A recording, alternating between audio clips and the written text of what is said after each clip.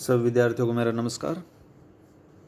तो जैसा कि आप सभी को ज्ञात है कि पिछली वीडियो में हमने जो हमारा अध्याय चला हुआ है देव की जो कविता है सवैये, उसका सवैये का जो व्याख्या थी वो हमने की थी।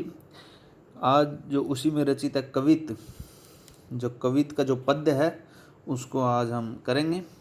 तो सभी विद्यार्थी इसको ध्यानपूर्वक देखें। कवित में जो कामदेव का पुत्र है वसंत, उसकी सुंदरता का यहाँ पर वर्णन किया गया है।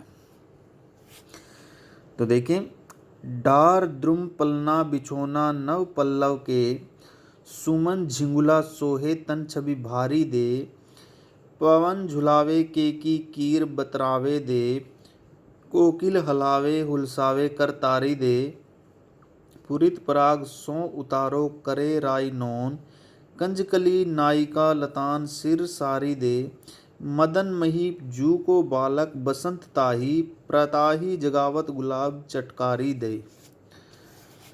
तो यहाँ पर जो वर्णन चल रहा है वो कामदेव का जो पुत्र है वसंत, उसका वर्णन यहाँ पर किया गया है कि डार द्रुम पलना बिछोना नव पल्लव के, अर्थात कवि का जो कथन है, कवि कहना चाहता है कि बसंत रूपी जो बालक है, कामदेव का जो पुत्र है बसंत रूपी बालक, उसके लिए वृक्षों की जो डालियां हैं, डारद्रुम वृक्षों की जो डालियां हैं वो क्या बन गई हैं, उसका पालना बन गई हैं।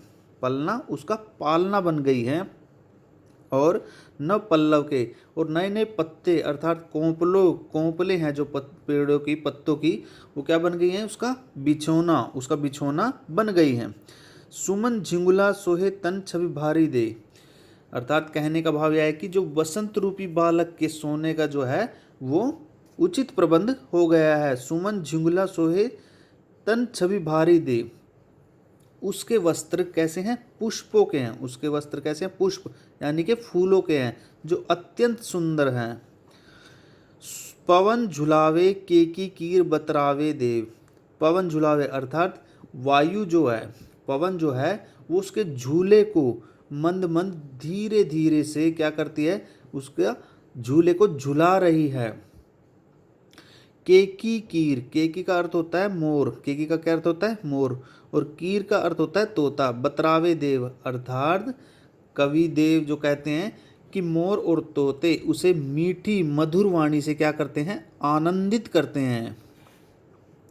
कोकिल हलावे हुलसावे करतारी दे, और कोयल जो है वो अपने अपने हाव भाव से उसे प्रसन्न खुश करने की चेष्टा कर रही है, और ताली बजाकर उस बच्चे को, कामदेव के पुत्र को, वसंत को क्या कर रही है, आनंदित कर रही है, बहला रही है।